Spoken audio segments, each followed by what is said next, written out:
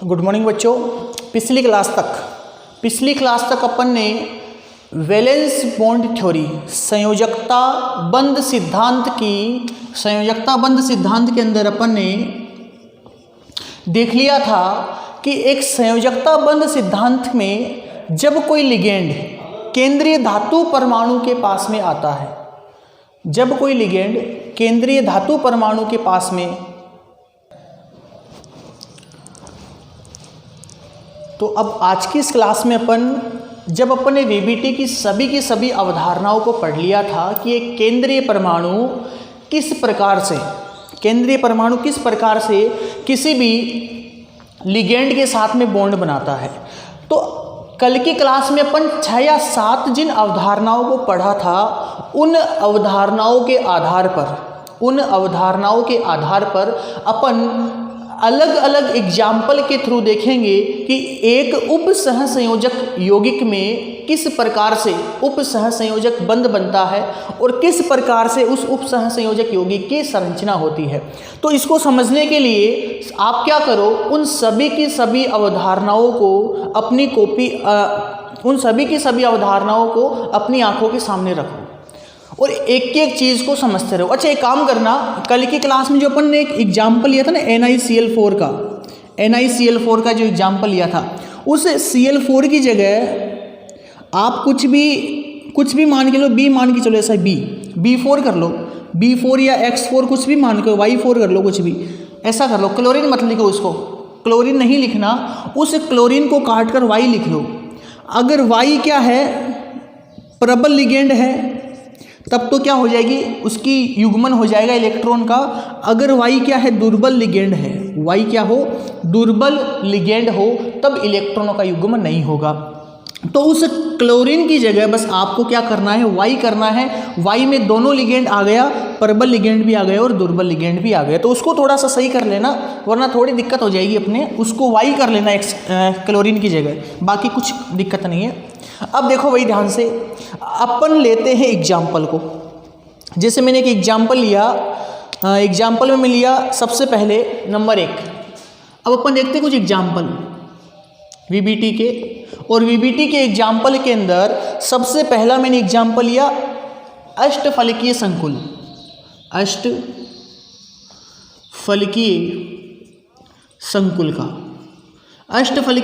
का मतलब उप सहसंयोजक संख्या, कोऑर्डिनेशन नंबर कितना होगा, 6। और इसका एग्जाम्पल लिया, जैसे मैंने मान के चलो एग्जाम्पल मैंने लिया इसका hexa amino NH3 hexa amino chromium +3, ये वाला मैंने एग्जाम्पल लिया। चलो ठीक है, ये वाला एग्जाम्पल है। अब ध्यान से समझो एक एक चीज़ को। अपन को क्या करना है, देखो क्रोमियम के साथ में कितने लिगेंड जुड़े हुए हैं, क्रोमियम के साथ में 6 लिगेंड जुड़े हुए हैं। याद रखना कितने लिगेंड है, 6 लिगेंड। मैं एक चीज़ आपको बता दूं, देखो भाई ध्यान से, कोऑर्डिनेशन नंबर अपन मोस्टली 2 ही पढ़ते हैं, कोऑर्डिनेशन नंबर 2 ही पढ़ेंगे। अगर कोऑर्डिनेशन नंबर कितने हो, 4 हो, कोऑर्डिनेशन नंबर कितने हो, 4 हो, तो जब 4 कोऑर्डिनेशन नंबर होते हैं तो उसकी 2 प्रकार की ज्यामिति बन सकती है, मैंने बता रखा है। एक तो बन सकती है चतुष्फलकीय ज्यामिति बन सकती है, और एक बन सकती है वर्गाकार। एक कौन सी बन सकती है, वर्गाकार ज्यामिति। अगर ज्यामिति चतुष्फलकीय है तब संकरण आएगा sp3। अगर ज्यामिति वर्गाकार है तब संकरण आएगा dsp2। ऐसा अगर कोऑर्डिनेशन नंबर कितना हो, 6 हो, 6 कोऑर्डिनेशन नंबर में कौन सी ज्यामिति बनेगी, अष्टफलकीय ज्यामिति बनती है। कौन सी, अष्टफलकीय ज्यामिति। और इस अष्टफलकीय ज्यामिति के अंदर आपको 2 प्रकार के संकरण देखने को मिल सकते हैं। एक मिलेगा sp3d2 और एक मिल सकता है d2sp3। अगर sp3d2 संकरण है, संकरण कौन सा है, sp3d2, मतलब कि सारे के सारे कक्षक बाहर वाले काम आ रहे हैं। जब बाहर वाले कक्षक काम आते हैं तब वो कौन सा बनेगा, उच्च चक्रण संकुल बनेगा। चलो इसकी बातें तो बाद में करेंगे, फिलहाल तो इतना ध्यान रखो आप कि अगर कोऑर्डिनेशन नंबर 4 है तब ज्यामिति 2 बन सकती है, चतुष्फलकीय भी बन सकती है और वर्गाकार भी बन सकती है। चतुष्क फलकीय कब बनेगी? जब संकरण कौन सा हो? sp3। वर्गाकार कब बनेगी? जब संकरण कौन सा हो? dsp2। तो इनका ध्यान रखना। अब अपने पास में क्रोमियम का उपसह संयोजक संख्या कितनी है? 6 है। अब 6 उपसह संयोजक संख्या है, तब याद रखना ज्यामिति कैसी होती है? अष्टफलकीय होती है। संकरण इन दोनों में से कोई एक आएगा, वो अपन देखेंगे, ठीक है ना। तो देखो संकरण निकालना सीखते हैं सबसे पहले कि इन दोनों में से संकरण कौन सा आता है। अब संकरण निकालने के लिए सबसे पहला काम क्या होता है? सबसे पहला आप लिखो क्रोमियम का इलेक्ट्रॉनिक विन्यास लिखो। सबसे पहला काम आपको क्या करना है? क्रोमियम का इलेक्ट्रॉनिक विन्यास लिखना है। अब क्रोमियम का इलेक्ट्रॉनिक विन्यास क्या आएगा? देखो ध्यान से, साइंस तेरी वाक करे, करे का मतलब क्रोमियम, तो 21, 22, 23, 24 कितने नंबर पे आ रहा है? क्रोमियम 24 नंबर पे। तो इसका इलेक्ट्रॉनिक विन्यास क्या आएगा? AR। 24 को यूँ लिखते हैं ना, लास्ट का 4 लगाते हैं यहाँ पर 3d4 4s2, यूँ तो लिखते हैं ना 3d4 4s2। लेकिन अपन को पता है अगर एक इलेक्ट्रॉन इधर ट्रांसफर कर दे तो स्टेबल होगा, तो इसका इलेक्ट्रॉनिक विन्यास क्या आएगा? AR 3d5 4s1। ये इसका इलेक्ट्रॉनिक विन्यास आ गया। अच्छा एक चीज़ और सुन लो भाई, एक चीज़ और सुन लो, मैं आपको यहाँ पर लिगेंड लिखा दूँ, कुछ लिगेंड लिखा दूँ, लिगेंड, चलो यही लिखा दूँ लिगेंड, आप कॉपी के ऊपर लिख देना। जो लिगेंड होते हैं 2 प्रकार के होते हैं लिगेंड। लिगेंड को मैं लिखा दूँ, लिगेंड के प्रकार, एक तो है प्रबल, ताकि आपको दिक्कत ना हो, एक होता है दुर्बल लिगेंड। एक तो होगा प्रबल लिगेंड और एक कौन सा होगा? दुर्बल लिगेंड। प्रबल लिगेंड के अंदर अपन किन किन को देखेंगे वो सुन लो। प्रबल लिगेंड में आ सकता, एक तो आ जाएगा आपका प्रबल लिगेंड के अंदर EN, प्रबल लिगेंड में आ सकता है EN और NO2 EN, CN-, और एक आपको मिल सकता है NO2-, NO2 और एक मिलेगा CO। 1 2 3 4 एग्जाम्पल किसके हैं? प्रबल लिगेंड के हैं, ध्यान रखना। और दुर्बल लिगेंड की जब मैं बात करूं तो दुर्बल लिगेंड के अंदर आपको मिलेगा हेलोजन। दुर्बल लिगेंड में कौन कौन? Fluorine, chlorine, bromine, iodine. ये दुर्बल लिगेंड के अंदर आपको मोस्टली देखने को मिलते हैं। और देख लो OH, OH भी क्या है? दुर्बल लिगेंड ही होता है एक प्रकार का। और मैं बात करूं जैसे कि ऑक्सीलेटो C2H4 C2 क्या होगा? C2O4-2 ऑक्सीलेटो भी क्या है? एक प्रकार का दुर्बल लिगेंड ही होता है। ये तो प्रबल लिगेंड है और ये दुर्बल लिगेंड है।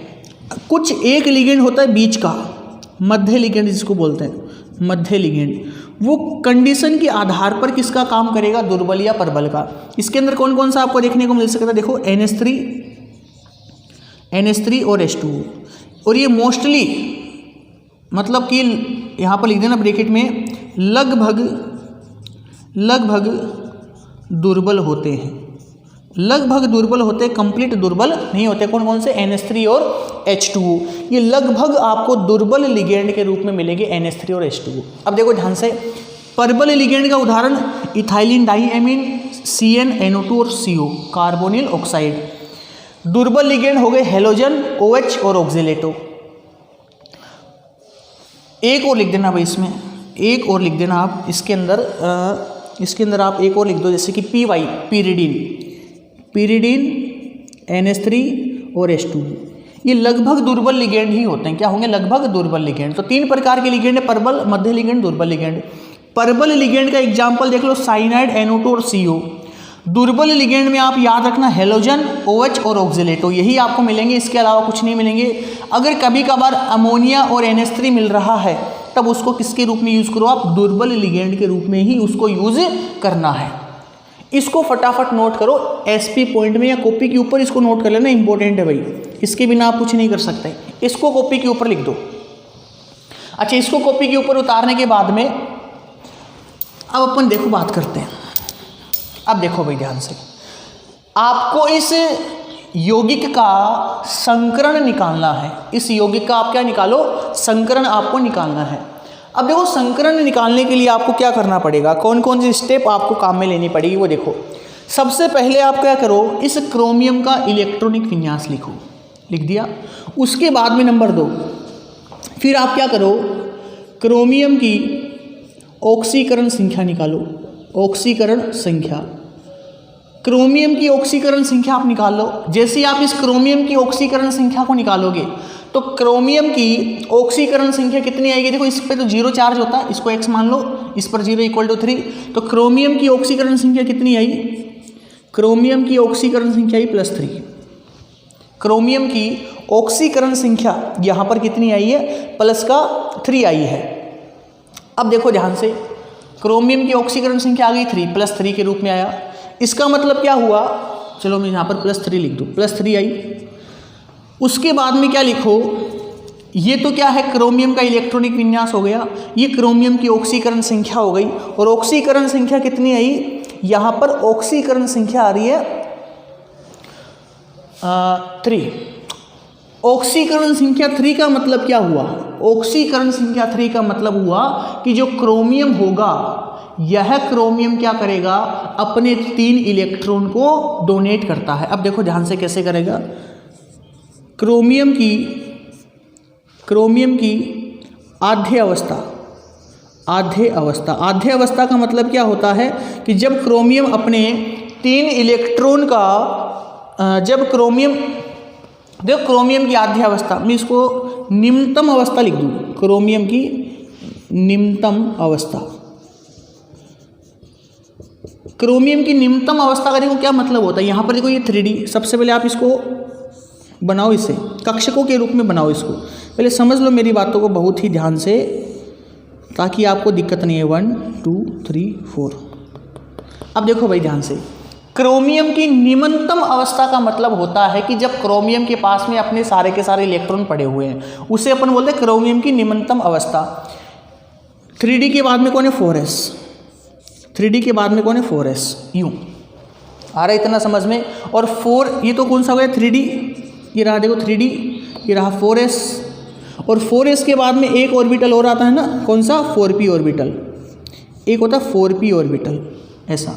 अब देखो 3D के अंदर कितने इलेक्ट्रॉन है? 3D में इलेक्ट्रॉन है 5, तो 5 इलेक्ट्रॉन भरो 1 हुंड के नियम से, 2 3 4 5।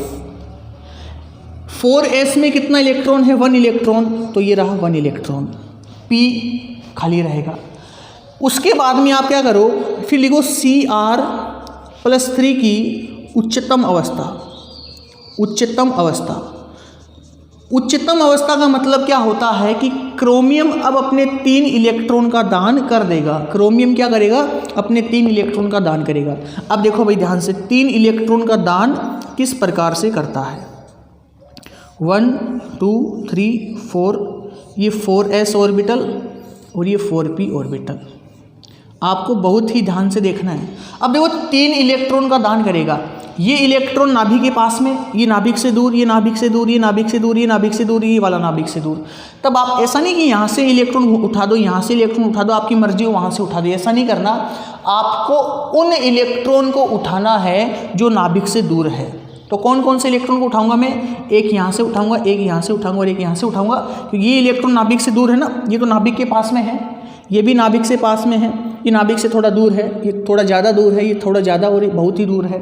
तो आप उन इलेक्ट्रॉनों को उठाओ जो इलेक्ट्रॉन नाभिक से दूर है। अब देखो ध्यान से, तो 1 2 3, 2 इलेक्ट्रॉन मैंने यहाँ से उठा लिए और 1 इलेक्ट्रॉन यहाँ से उठा लिया। तो यहाँ पर मतलब क्रोमियम के पास में कितने इलेक्ट्रॉन की कमी हो गई? 1 2 3, 1 2 3, 3 इलेक्ट्रॉन की कमी किसके पास में हो गई? क्रोमियम के पास में हो गई। आ रही मेरी इतनी बात समझ में? अब देखो आगे, अब इसके बाद में अपन क्या करेंगे? इसे आप क्रोमियम की उच्चतम अवस्था मत लिखो, इसे आप लिखो Cr+3 की अवस्था। Cr+3 की अवस्था, उच्चतम अवस्था तो आएगी नहीं इसमें, Cr+3 की अवस्था। अब देखो ध्यान से भाई, यहाँ तक मेरे अकॉर्डिंग किसी को कोई दिक्कत नहीं है। सबसे पहले आपने क्या किया? क्रोमियम का इलेक्ट्रॉनिक विन्यास निकाला, फिर आपने क्रोमियम की ऑक्सीकरण संख्या निकाली, उसके बाद में आपने इस इलेक्ट्रॉनिक विन्यास को कक्षकों के रूप में दिखा दिया, ऐसे क्रोमियम का निम्नतम अवस्था ऐसे। फिर आपने क्या किया? इस क्रोमियम की ऑक्सीकरण अवस्था के आधार पर, ऑक्सीकरण संख्या के आधार पर आपने क्रोमियम में से 3 इलेक्ट्रॉन को गायब कर दिया। तब क्या आया? Cr+3 की अवस्था आ गई। Cr+3 की अवस्था ये रहेगी 3d, 4s और 4p। यहाँ तक मेरे अकॉर्डिंग किसी को कोई दिक्कत नहीं होगी। अब आगे देखो, यहाँ पर जो NH3 है वो कौन सा लिगेंड है? वो मध्य लिगेंड है। लिखा रखा ना मैंने, चेक करो। NH3 कौन सा लिगेंड है? मध्य लिगेंड। और मैंने बता रखा है मध्य लिगेंड जो होता है वो हमेशा दुर्बल लिगेंड की तरह काम करता है, कि जो मध्य लिगेंड होगा वो हमेशा दुर्बल लिगेंड की तरह काम करता है। अब लिगेंड जब दुर्बल होगा तो ये इलेक्ट्रॉन इसमें नहीं जाएगा ना। इलेक्ट्रॉन जब दुर्बल है तब इलेक्ट्रॉनों का युग्मन मत करो, जैसा है वैसा का वैसा छोड़ दो। यहाँ तक मेरे अकॉर्डिंग समझ में आ रहा है आपको? अब क्या करो आप, इसके बाद में Cr+3 में संकरण निकालते हैं। अब क्या करें अपन? संकरण निकालते हैं। अब संकरण किस आधार पर निकाला जाता है? पॉइंट नंबर 3 या 4 को पढ़ो एक बार, कि संकरण के अंदर रिक्त कक्षक भाग लेते हैं। कौन से कक्षक भाग लेंगे संकरण में? रिक्त कक्षक भाग लेते हैं, और उतने ही रिक्त कक्षक भाग लेते हैं जितने क्या है इसकी उप सहसंयोजक संख्या है। तो इसकी उप सहसंयोजक संख्या भी लिख सकते हो आप यहाँ पर, उप सहसंयोजक संख्या। उप सहसंयोजक संख्या कितनी? 6। जितनी उप सहसंयोजक संख्या होगी उतने ही रिक्त कक्षक भाग लेंगे। सहसंयोजक संख्या कितनी है? 6 है, तो 6 रिक्त कक्षक भाग लेंगे। कौन कौन से? 1 2 3 4 5 6। ये जो 6 रिक्त कक्षक है, ये 6 रिक्त कक्षक किस में भाग लेंगे बच्चों? संकृत कक्षक में भाग लेंगे। चलो इसको ही बना दूं मैं, 1 2 3 4, यहाँ पर 4s2, यहाँ पर 4p, ऐसा 1 2, इसमें एक एक इलेक्ट्रॉन है 1 2 3। कौन कौन से कक्षक भाग लेंगे? ये तो 3d है, ये 4s है और ये 4p है। मैंने क्या बोला कि उप सहसंयोजक संख्या के आधार पर जितनी उप सहसंयोजक संख्या है उतने ही रिक्त कक्षक संकरण में भाग लेते हैं। कितने हैं? 1 2 3 4 5 6। ये 6 कक्षक किसमें भाग लेंगे? संकरण में भाग लेंगे। तो ये 6 के 6 कक्षक आपस में मिलकर, ये 6 के 6 कक्षक आपस में मिलकर किसका निर्माण करेंगे? यह निर्माण करेंगे संकृत कक्षक का। अब उस संकृत कक्षक का नाम देखो क्या है। अच्छा मेरे को एक चीज़ बताओ, कितने डी कक्षक भाग ले रहे हैं? डी कक्षक कितने काम आ रहे हैं? 2। तो आया मेरे पास में D2। आ रहा समझ में? डी कक्षक कितने भाग ले रहे? 2 D2 कक्षक भाग ले रहे। तो यहाँ पर क्या आया? D2 आया। उसके बाद में कितना S कक्षक भाग ले रहा है? एक S कक्षक भाग ले रहा है, तो मेरे पास में आया S। कितने P कक्षक भाग ले रहे हैं? आप बोलोगे सर 3 P कक्षक भाग ले रहे हैं, तो मेरे पास में है sp3। तो संकरण क्या बना? D2sp3। संकरण का नाम क्या है? D2sp3 संकरण आया। इसका संकरण क्या है? D2sp3। अब अपन क्या करेंगे नेक्स्ट स्टेप के अंदर? इसको मिटा दूं मैं। नेक्स्ट स्टेप अपन क्या लिखेंगे? अब अपन बॉन्ड बनाएंगे। क्या बनाएंगे? बॉन्ड का निर्माण करेंगे, मतलब यौगिक का निर्माण करेंगे। तो अगली स्टेप में आप लिखो Cr NH3 का होल 6+3 यौगिक का निर्माण। अगली स्टेप अपन इसका निर्माण करेंगे।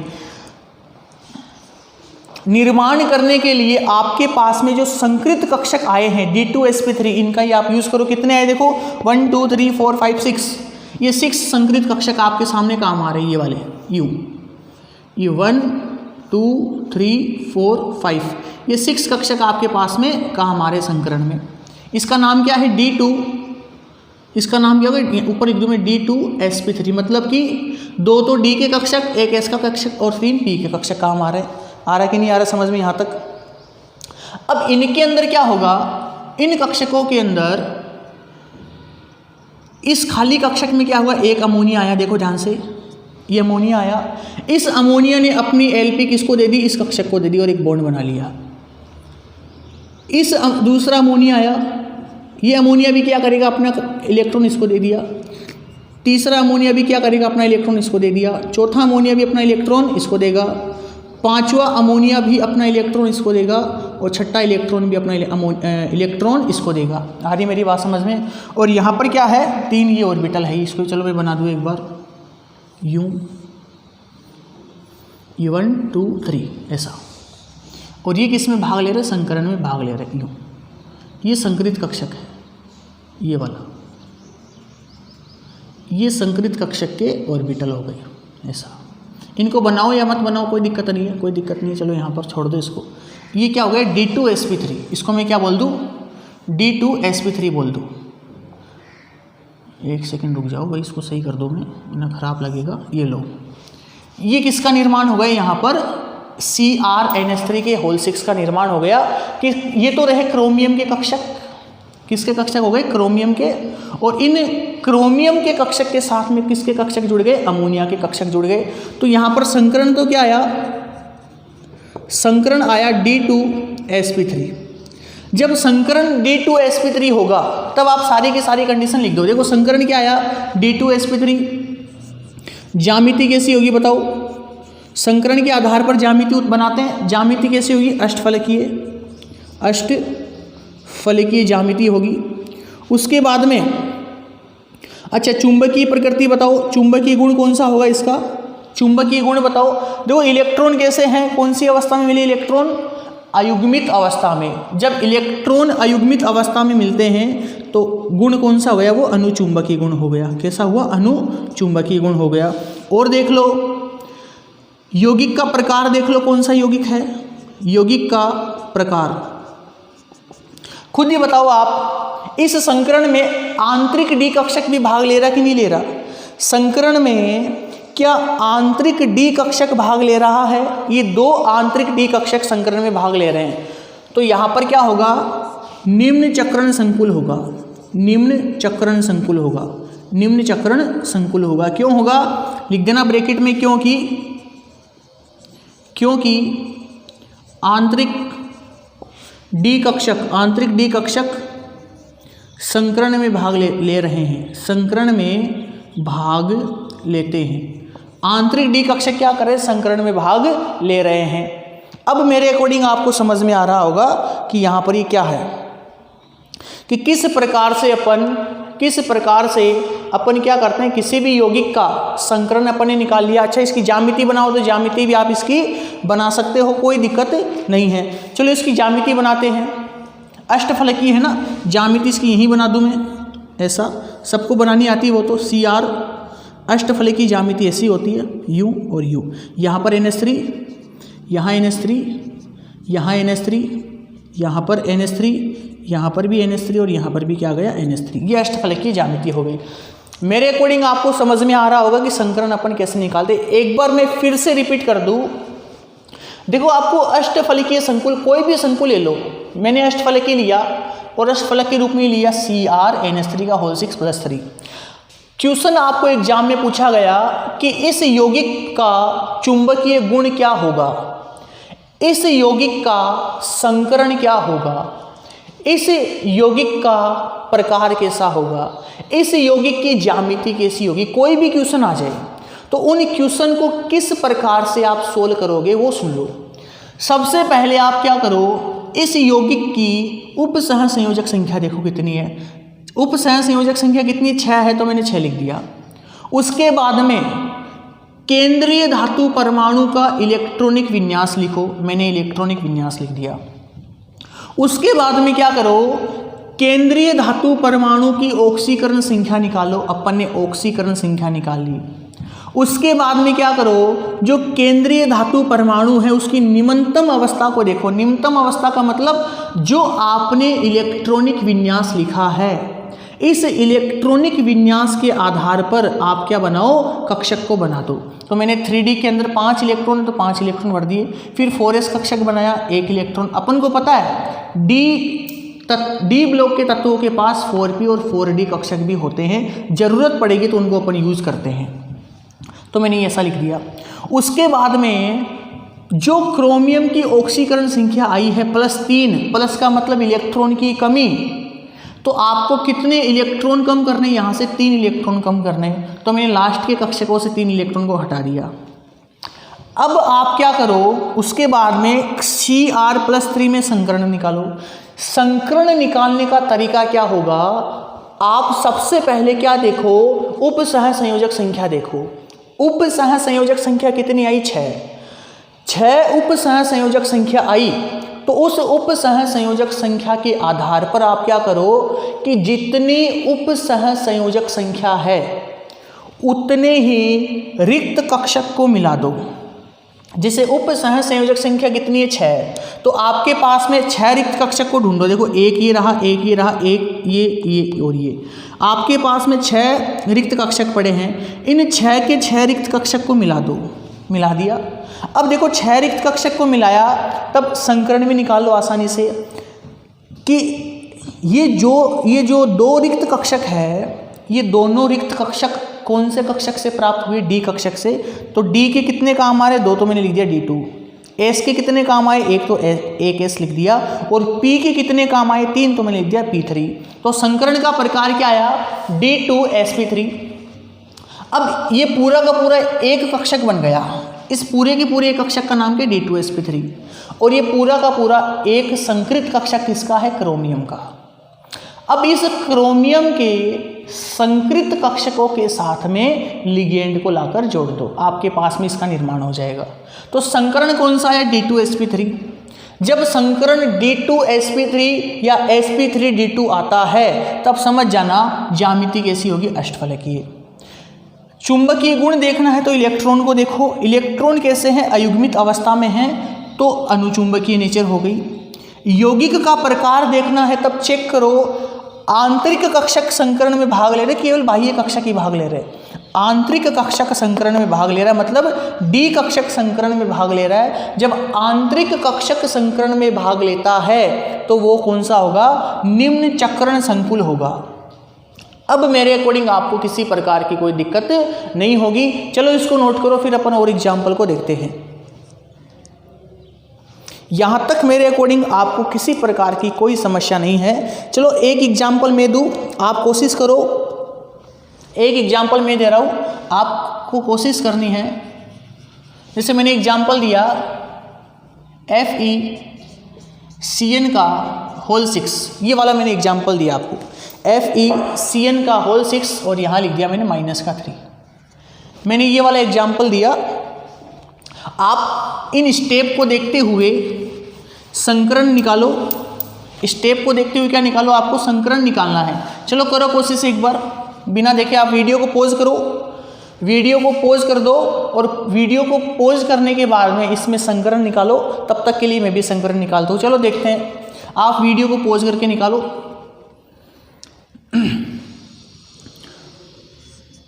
अच्छा, सबने कर लिया। अब देखो सबका सही है कि नहीं है, देखो भाई ध्यान से।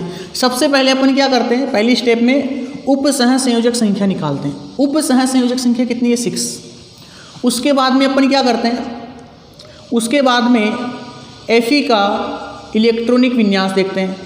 Fe का इलेक्ट्रॉनिक विन्यास देखो, साइंस तेरी वाह करे मानो फिर का मतलब आयरन कितने नंबर पे? 1 2 3 4 5 6। 6 का मतलब 26, तो कितना आया? Ar 3d6 4s2। उसके बाद में अपन क्या करते हैं? Fe की ऑक्सीकरण संख्या निकालते हैं। ऑक्सीकरण संख्या निकालते हैं। Fe की ऑक्सीकरण संख्या कितनी है? देखो ध्यान से, इस पर -6 इधर जाएगा, +6 -3 इक्वल टू कितना आएगा? +3। ऑक्सीकरण संख्या कितनी है? +3। उसके बाद में अपन क्या करेंगे? उसके बाद में Fe की निम्नतम अवस्था निकालते हैं। Fe की निम्नतम अवस्था, निम्नतम अवस्था का मतलब इन ऑर्बिटल्स को दिखाते हैं, कक्षकों को दिखाते हैं। एक तो कौन सा कक्षक है? 3D, तो 1 2 3 4 3D में। उसके बाद में कौन सा? 4s, और 4s के बाद में एक कक्षक खाली रहता है। कौन सा? 4D कक्षक खाली, 4p कक्षक खाली रहता है। 3D में कितने इलेक्ट्रॉन? 6 इलेक्ट्रॉन। 6 इलेक्ट्रॉन को हुंड के नियम से भरो, 1 2 3 4 5 6 हो गया। और 4s में भर दो इलेक्ट्रॉन यूँ। कितने इलेक्ट्रॉन? 2 इलेक्ट्रॉन। 2 इलेक्ट्रॉन को यहाँ भर दिया मैंने। आ रही मेरी बात समझ में? उसके बाद में आप क्या करो? अच्छा एक चीज़ बताओ मेरे को, आपके पास में Fe की ऑक्सीकरण संख्या कितनी है? +3। +3 ऑक्सीकरण संख्या आई, तब आप क्या करो? Fe+3 का विन्यास निकालो। Fe+3 का मतलब 3 इलेक्ट्रॉन कम कर दो। 3 इलेक्ट्रॉन कहाँ से कम करोगे? अंतिम कक्षकों से कम करोगे। तो जैसे ही आप 3 इलेक्ट्रॉन को कम करोगे, इस प्रकार से देखो ध्यान से 1 2 3 4, इसमें तो कितने इलेक्ट्रॉन 1 2 3 4 5 6, और इसमें 2 इलेक्ट्रॉन है ही ना, 3d 4s और 4p खाली पड़ा है u, ये 4p कक्षा खाली है। अब देखो ध्यान से Fe के ऊपर चार्ज कितना है, प्लस का 3 चार्ज है। तब आप यहाँ से क्या करोगे, 3 इलेक्ट्रॉन को कम कर दो जो लास्ट में है, तो दो तो मैंने यहाँ से कम कर दिया, 1 इलेक्ट्रॉन मैंने यहाँ से कम कर दिया, तो 3 इलेक्ट्रॉन को मैंने कम कर दिया ना, आ रहा समझ में। अब देखो इधर साइनाइड है, साइनाइड कौन सा लिगेंड होता है, साइनाइड होता है स्ट्रोंग लिगेंड। कौन सा लिगेंड होगा, स्ट्रोंग लिगेंड होता है, परबल लिगेंड होता है। अगर लिगेंड परबल लिगेंड है, लिगेंड कैसा है, परबल लिगेंड है, तब क्या करो, युग्मन करा दो इलेक्ट्रॉन का युग्मन देखो कैसे कराओगे, ध्यान से देखो भैया बात को। अब देखो इधर ये 3d ऑर्बिटल मैंने बनाया 1 2 3 4, फिर मैंने बनाया 4s, फिर मैंने बनाया 4p ऐसा। साइनाइड कौन सा लिगेंड है, साइनाइड है परबल लिगेंड। जब लिगेंड परबल हो तो इलेक्ट्रॉन को क्या करा दो, जोड़े बना दो। जो सिंगल इलेक्ट्रॉन है उनको जोड़ा का रूप दे दो, उनकी शादी करवा दो। कुल मिलाकर बात, ये इलेक्ट्रॉन बेचारा सिंगल है तो इन दोनों को आपस में मिला दो। मिलाने पर देखो क्या होगा, ये 2 इलेक्ट्रॉन तो ऐसे कैसे पड़े, पहले से जुड़े हुए हैं। ये इलेक्ट्रॉन सिंगल, ये इलेक्ट्रॉन सिंगल, ये वाला भी सिंगल, तो इसको इसके साथ मिला दो U, ये लो मिला दिया। फिर ये इलेक्ट्रॉन इधर आएगा ना, सिंगल इलेक्ट्रॉन U। आ रही मेरी बात समझ में। तो अपन ने यहाँ पर क्या करा दिया, परबल लिगेंड है तो इलेक्ट्रॉन का युग्मन करा दिया, इलेक्ट्रॉन का क्या करा दिया, युग्मन। इस स्थिति को अपन क्या बोलते हैं, उच्चतम अवस्था, उच्चतम अवस्था बोलते हैं। कौन सी अवस्था बोलेंगे इसको, उच्चतम अवस्था बोलते हैं। अब क्या करो, यहाँ तक काम हो गया। अब इसके बाद में आप क्या करो, संकरण निकालो। मेरे अकॉर्डिंग सबका सही हो रहा होगा, बस अगर किसी की गलत हुआ है, वो हुआ है मेरे अकॉर्डिंग परबल लिगेंड के कारण। ध्यान नहीं दिया आपने कि लिगेंड परबल है, मेरे अकॉर्डिंग गलती आपसे यही हुई होगी, बाकी कोई गलती नहीं है। अब अपन क्या करते हैं, Fe+3 में संकरण निकालते हैं। क्या निकालेंगे अपन, संकरण। अब संकरण निकालने का मैंने तरीका आपको क्या बताया कि जितने उप सहसंयोजक संख्या है, उस उप सहसंयोजक संख्या के आधार पर ही रिक्त कक्षक को जोड़ दो। उप सहसंयोजक संख्या के आधार पर ही क्या करो, रिक्त कक्षकों को जोड़ दो। देखो कितनी उप सहसंयोजक संख्या, 6, तो कितने काम आएंगे, देखो 1 2 3 4 5 6, 1 2 3 4 5 6, ये 6 कक्षक आपके यहाँ पर काम आएंगे। देखो ध्यान से 1 2 3 4, ये क्या हो गया 4s, और ये हो गया 4p 1 1। इसमें कितने इलेक्ट्रॉन, 2, इसमें 2, इसमें 1 इलेक्ट्रॉन है। ये है 3d, ये है 4s और ये है 4p। कोऑर्डिनेशन नंबर कितना है, 6। अगर कोऑर्डिनेशन नंबर 6 है तो उतनी ही संख्या में रिक्त कक्षक को जोड़ दो। 6 है तो 6 रिक्त कक्षक को जोड़ो। मैंने यहाँ से देखो जोड़ रहा हूँ इनको, मतलब ये 6 रिक्त कक्षक जोड़ेंगे, ये वाले, ये 6 रिक्त कक्षक जोड़ेंगे, ये वाले, ये 6 रिक्त कक्षक जोड़ेंगे। तो ये 6 रिक्त कक्षक का नाम देखो क्या बनेगा, इसका नाम क्या बना, 2 तो D के हैं तो D2, 1 किसका S का तो S, और 3 P के तो sp3। वापिस संकरण क्या आया, D2 sp3 संकरण आया। कौन सा, D2 sp3। अब यौगिक का निर्माण कर दो, तो FeCN का होल 6 -3 यौगिक का निर्माण। यौगिक के निर्माण में क्या करेंगे अपन, इन 6 रिक्त कक्षकों में लिगेंड को जोड़ेंगे। यौगिक का निर्माण, इन कक्षकों में अपन लिगेंड को जोड़ते हैं। ये लो 6 अपने पास में वेकेंट बने, 1 2 3 4 5।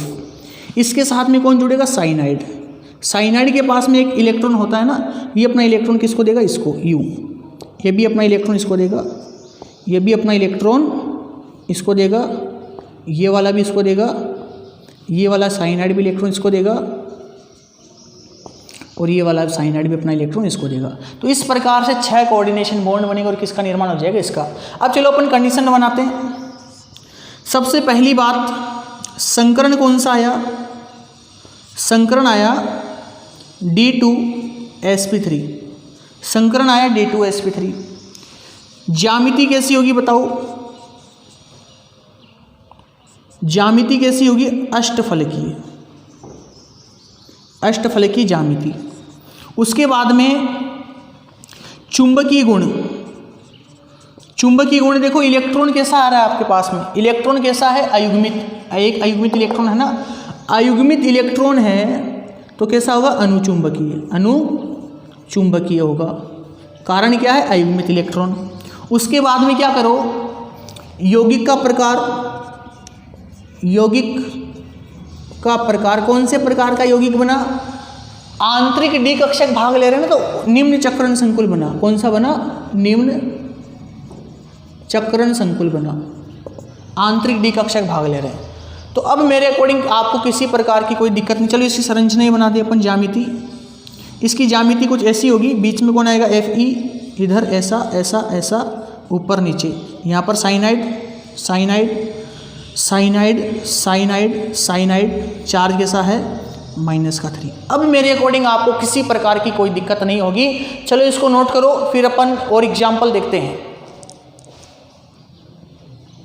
यहाँ तक किसी को कोई दिक्कत नहीं है ना। चलो मैं आपको कुछ एग्जाम्पल दूँ, उनको आप घर पर कोशिश करना करने की। मैं एग्जाम्पल देता हूँ आपको, आपको संकरण निकालना है, चुंबकीय गुण देखना है, ज्यामिति देखनी है, सब कुछ आपको देखना है। एग्जाम्पल मैं दूँ जैसे आपको करने के लिए, एग्जाम्पल लिखो आप CO, घर पर करने के लिए CO F6 minus, CO F6 -3 हो गया ना, -3। और एग्जाम्पल देखो आप, एक एग्जाम्पल लिखो आप CONH3, CONH3 +3। और एग्जाम्पल लिखो, जैसे एक एग्जाम्पल में और लिखा हुआ आपको, 2 मैंने करा दिए ना, चलो 2 आप लिख देना। 2 एग्जाम्पल को आपको करना है और कुछ नहीं, इसके अंदर 2 एग्जाम्पल आप खुद करो।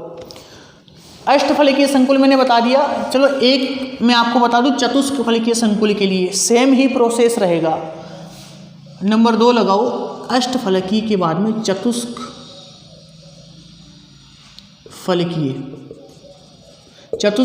संकुल। चतुष्फलकीय संकुल मतलब कोऑर्डिनेशन नंबर कितना होगा, 4। एग्जाम्पल देखते हैं, चलो चतुष्फलकीय संकुल का एग्जाम्पल लिखते हैं।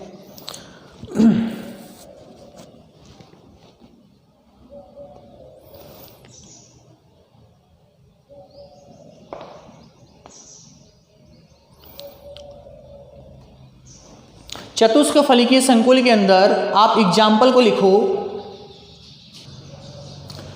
चतुष्फलकीय संकुल का एग्जाम्पल देखते हैं। अच्छा एक चीज़ याद रखना, हमेशा एक चीज़ याद रखना भाई, इसको स्टार पॉइंट लगा के आप लिख देना, SP पॉइंट में भी लिख सकते हो चाहे से आप, ताकि आपको पता चल जाए। SP पॉइंट में भी लिख देना। लिखो, अगर कोबाल्ट के साथ में, कोबाल्ट के साथ NH3 हो, इसको याद रखना भाई, कोबाल्ट के साथ NH3 हो तो NH3 परबल लिगेंड होता है। NH3 कैसा होगा, परबल लिगेंड होगा। इस बात को ध्यान रखना कि अगर कोबाल्ट के साथ में NH3 दिखे तब उसको परबल लिगेंड मानना है, इस बात का ध्यान रखना भाई। चलो एक चतुष्फलकीय का एग्जाम्पल मैं लूँ, बाकी आप खुद करोगे, फिर तरीका मैंने आपको बता रखा है। जैसे मैंने एग्जाम्पल लिखा NiCO4, ये मैंने एग्जाम्पल लिखा NiCO4। चलो अब अपन इसकी बात करते हैं, यहाँ पर NiCO4 की बात, इसमें संकरण निकालते हैं। सबसे पहली बात, उपसह संयोजक संख्या निकालो। उपसह संयोजक संख्या कितनी है, 4। उसके बाद में क्या करो, Ni का इलेक्ट्रॉनिक विन्यास निकालो। Ni का इलेक्ट्रॉनिक विन्यास निकालो। इलेक्ट्रॉनिक विन्यास कैसे निकालोगे, साइंस तेरी वाक करे मानव, फिर कौन निकाले। तो 1 2 3 4 5 6 7 8, 8 का मतलब 28, तो इसका कैसा आएगा, AR 3D8 4s2। अब क्या करो आप ऑक्सीकरण संख्या निकाल लो। ऑक्सीकरण संख्या कितनी आएगी, CO पर चार्ज कैसा होता है 0, तो ऑक्सीकरण संख्या आएगी 0। उसके बाद में क्या करो, Ni का निम्नतम अवस्था, Ni की निम्नतम अवस्था निकाल लो। निम्नतम अवस्था निकालोगे तो इस ऑर्बिटल को रखना आपको, बाकी कुछ नया नहीं करना। 3D बनाओ, 1 2 3 4, 4s बनाओ और एक क्या बना लो आप 4p बना लो, काम आएगा तो ठीक है वरना रहने दो। 4p बना लिया। 3D में कितने इलेक्ट्रॉन 8, हुंड के नियम से भरो 1 2 3 4 5 6 7 8 इलेक्ट्रॉन भर दिए। 4s में कितना 2, ये हो गया 3D, ये 4s और ये 4p। उसके बाद में क्या करो, ऑक्सीकरण संख्या तो 0 ही है तो और कुछ करना नहीं। अब क्या करो, निकल की उच्चतम अवस्था क्यों निकाली, क्योंकि CO कैसा है, परबल लिगेंड है। लिख देना ब्रैकेट में CO परबल लिगेंड, CO कैसा है, परबल लिगेंड। तो इलेक्ट्रॉन उत्तेजित होंगे। अब इलेक्ट्रॉन क्या होंगे, उत्तेजित होंगे। उत्तेजित का मतलब क्या करो, इलेक्ट्रॉनों का युग्मन करा दो, क्योंकि लिगेंड कैसा है, परबल है। ये 2 इलेक्ट्रॉन युग्मित है, ये 2 इलेक्ट्रॉन भी युग्मित है, ये भी युग्मित है, ये दोनों सिंगल है ना, इन सिंगल का भी युग्मन करा दो। ऐसा युग्मन करा दिया। उसके बाद में क्या है, 4s हो गया। और उसके बाद में अपन देखते हैं यहाँ पर कुछ गलत कर लिया क्या अपन ने, यहाँ पर 8 इलेक्ट्रॉन थे ना, यहाँ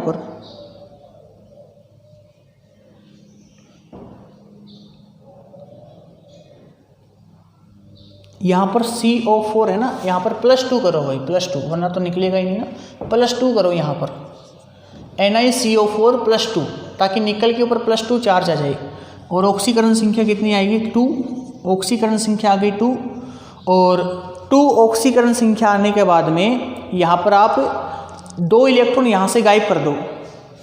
2 इलेक्ट्रॉन कहाँ से गायब करोगे आप, 4s से 2 इलेक्ट्रॉन को गायब कर दो। 4s कक्षक से आप क्या करो, 2 इलेक्ट्रॉन गायब कर दो।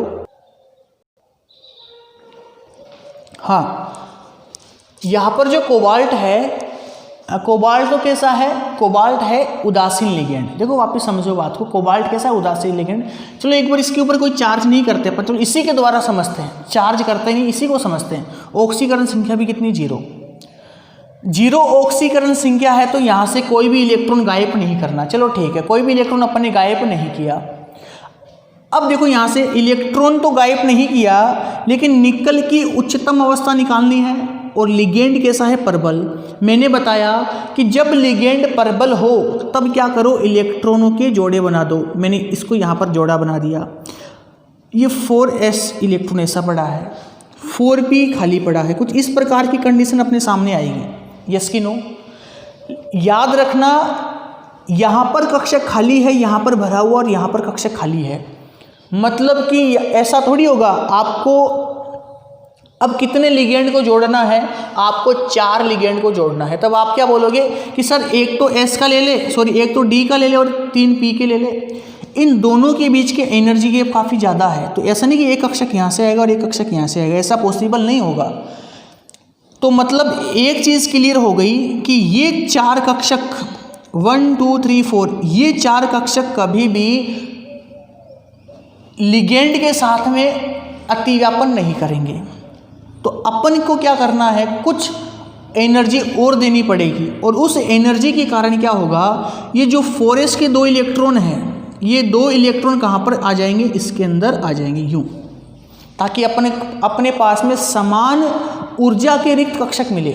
समान ऊर्जा के क्या मिले, रिक्त कक्षक मिले। अगर याद रख, वापस थोड़ा सा दिमाग लगाओ आप, अगर इलेक्ट्रॉन यहाँ पर है तब आप ऐसा थोड़ी कर सकते हो कि एक तो इस D का एक कक्षक ले लिया और 3 P के कक्षक ले लिए। इन दोनों में तो एनर्जी गैप काफ़ी ज़्यादा है, तो ये दोनों तो जुड़ना पॉसिबल नहीं है। लेकिन अपन को 4 लिगेंड को ऐड करना है। अब 4 लिगेंड को ऐड कैसे करोगे, देखो अपने पास में संभावना है कि परबल लिगेंड, और परबल लिगेंड क्या करता है, कक्षकों से इलेक्ट्रॉन को उछालकर दूसरे कक्षक में लेके आता है। तो परबल लिगेंड यहाँ पर ये भी कर सकता है कि इन 2 लिगेंड को उठाकर इस कक्षक में भी ला सकता है, वो डिपेंड करेगा कंडीशन पर। अब देखो यहाँ पर उपसह संयोजक संख्या कितनी है? 4। 4 उपसह संयोजक संख्या है तो 4 रिक्त कक्षकों को जोड़ो, पहला, दूसरा, तीसरा, चौथा। ये 4 रिक्त कक्षक अपन जोड़ेंगे यूं। इन 4 रिक्त कक्षकों को मैंने जोड़ दिया ऐसा, ये जुड़ गए भाई। तो संकृत कक्षक कौन से आएंगे? संकृत कक्षक। संकृत कक्षक कौन सा है? देखो इधर एक तो किसका है? पी का, और 3 किसके हैं? सॉरी, एक तो किसका है? एस का, और 3 किसके? पी के। यूं पहला, दूसरा, तीसरा। एक तो है एस का तो मैंने लिख दिया एस। 1 2 3 ये 3 किसके? पी के, तो मैं लिख दिया sp3। संकरण कौन सा आया? sp3। sp3 संकृत कक्षक का निर्माण हुआ। sp3 संकृत कक्षक किसका निर्माण हो गया? sp3 संकृत कक्षक का निर्माण हो गया। अब क्या करो? यौगिक का निर्माण कर दो। मैं यहाँ लिख दूँ। अब क्या करना है आपको? यौगिक का निर्माण करना है। लास्ट स्टेप में क्या करो? यौगिक का निर्माण। यौगिक का निर्माण कर दो। अब देखो यौगिक का निर्माण कैसे करना है आपको सबको पता ही है। संकृत कक्षक ये रहे, एक तो एस का और 3 किसके? पी के। संकृत कक्षक का नाम क्या है? sp3। कोबाल्ट कितने हैं? सॉरी, कार्बोनिल कितने हैं? 4। ये 4 कार्बोनिल। ये पहला कार्बोनिल, इसके साथ इसने अपना इलेक्ट्रॉन दिया, इसने दिया इलेक्ट्रॉन, इसने इलेक्ट्रॉन दिया। आ रही मेरी बात समझ में? अब इसके लिए कंडीशन लिख दो जो आपने ऑब्जर्व की। क्या क्या आपने देखा? आपने देखा संकरण। आपसे पूछा संकरण कौन सा आया, तो बच्चों संकरण कौन सा आया? sp3। पूछेगा ज्यामिति कैसी है? आपको सबको पता है sp3 की ज्यामिति कैसी होगी? चतुष्क फलकीय होगी। चतुष्क फलकीय मैं बना दूं यहाँ पर। ये तो रहा निकल। निकल के साथ में पहला CO, ये दूसरा CO, ये तीसरा CO, और ये वाला चौथा CO, ये रहा CO। उसके बाद में अगला पूछेगा चुंबकीय गुण बताओ। चुंबकीय गुण। चुंबकीय गुण की मैं बात करूँ तो कोई भी इलेक्ट्रॉन आपको अयुग्मित अवस्था में दिख रहा है क्या? नहीं है ना। तो चुंबकीय गुण कैसा हो गया? प्रतिचुंबकीय। कौन सी प्रकृति का हो गया? प्रतिचुंबकीय। क्यों? युग्मित इलेक्ट्रॉन है। इलेक्ट्रॉन कैसे हैं? युग्मित। उसके बाद में यौगिक का प्रकार पूछे, यौगिक की प्रकृति पूछे, कौन सी प्रकृति का है? उच्च चक्रीय संकुल की निम्न चक्रीय संकुल। देखो बाहर वाले कक्षक काम आ रहे हैं ना, तो कैसा होगा? उच्च चक्रीय संकुल होगा। उच्च चक्रीय संकुल होगा। उच्च चक्रीय संकुल होगा। आ रही मेरी बात समझ में? यहाँ तक मेरे अकॉर्डिंग किसी को कोई दिक्कत नहीं हो रही ना? संकुल कैसा हुआ? उच्च चक्रीय संकुल। चलो ठीक है भाई, मेरे अकॉर्डिंग आपको समझ में आ गया होगा। देखो मैं फिर से एक बार एक्सप्लेन कर दूं। इसका आपको संकरण निकालना है तो सबसे पहले क्या करो? उपसह संयोजक संख्या निकालो। उसके बाद में इलेक्ट्रॉनिक विन्यास निकालो, फिर ऑक्सीकरण संख्या निकालो। उसके बाद में इसकी निम्नतम अवस्था निकालो। निम्नतम अवस्था का मतलब क्या हुआ? इन कक्षकों को ऐसा का ऐसा उतार दो इलेक्ट्रॉन भर के। उसके बाद में निकल की उच्चतम अवस्था निकालो। क्यों निकाली उच्चतम अवस्था? क्योंकि लिगेंड कैसा है? स्ट्रॉन्ग है, प्रबल लिगेंड है। जब लिगेंड प्रबल हो तब क्या करो? इलेक्ट्रॉनों के जोड़े बना दो। मैंने एक इलेक्ट्रॉन उठाकर यहाँ लेकर आया, ये रहा। उसके बाद में मेरे पास एक ऐसी स्थिति आई कि मैं इन कक्षकों को जोड़ नहीं सकता क्योंकि इस कक्षक की और इस कक्षक की ऊर्जा अंतराल काफ़ी ज़्यादा है। तब मैंने क्या किया? इस स्ट्रॉन्ग लिगेंड की हेल्प से इन 2 इलेक्ट्रॉन को उछालकर कहाँ रख दिया? इसमें रख दिया। इन 2 इलेक्ट्रॉन को उछालकर इस कक्षक में रख दिया यूं। तब मेरे पास में समान ऊर्जा के 4 रिक्त कक्षक मिल गए और समान ऊर्जा के चारों रिक्त कक्षक आपस में मिलकर एक संकरित कक्षक का निर्माण कर लिया, जिसका नाम है sp3 संकरित कक्षक। sp3 संकरित कक्षक में अपने लिगेंड को जोड़ दिया। संकरण sp3 आया तो ज्यामिति चतुष्फलकीय हो गई। किसी प्रकार का कोई भी अयुग्मित इलेक्ट्रॉन उपस्थित नहीं है तो चुंबकीय गुण कैसा हो गया? प्रतिचुंबकीय हो गया। अब मेरे अकॉर्डिंग आपको सब कुछ समझ में आ गया होगा कि किस प्रकार से आप संकरण निकालेंगे। आ रहा समझ में? चलो मैं एग्जाम्पल देता हूँ आपको, उन एग्जाम्पल को आप घर पर सोल्व करना, तो फिर आपको सब कुछ क्लियर हो जाएगा कि क्या करना है आगे। जैसे मैंने एग्जाम्पल दिया Ni, और एग्जाम्पल देखो NiCl4-2, और एग्जाम्पल मैंने दिया जैसे आपको NiCN4 -2। और जैसे मैंने आपको एग्जांपल दिया, मैंने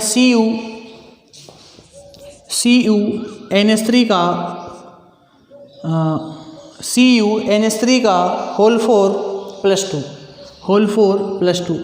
इन प्रत्येक में आपको संकरण निकालना है, ज्यामिति बतानी है, चुंबकीय गुण बतानी है और यौगिक की प्रकृति आपको बतानी है। और मेरे अकॉर्डिंग आपको समझ में आ गया होगा, बहुत ही आसान है, कुछ नहीं करना, नोट करो इसको और कोशिश करना आप घर पर इसको करने की।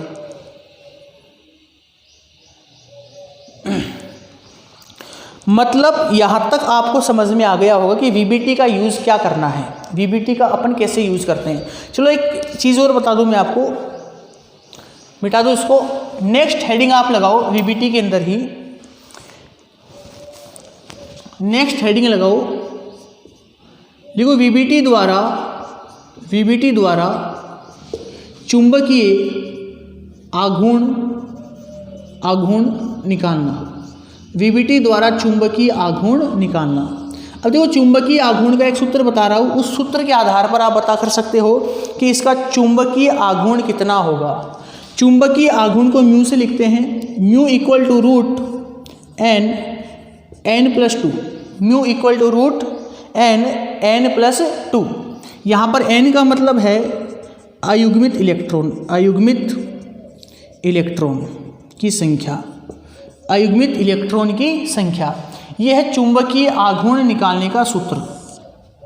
तो आप प्रत्येक का चुंबकीय आघूर्ण भी निकाल देना। चुंबकीय आघूर्ण का मात्रक होता है, म्यू का मात्रक होता है Bm, बोर मैग्नेटॉन। तो इसको भी नोट कर लो भाई। और ये वीबीटी कंप्लीट खत्म हो गई। कल की क्लास में अपन बात करेंगे क्रिस्टल फील्ड थ्योरी की, और परसों की क्लास में अपना चैप्टर खत्म होगा। 2 या 3 लेक्चर का और चैप्टर बचा है, फिर अपन इस चैप्टर को खत्म करते हैं। तब तक के लिए थैंक यू सो मच।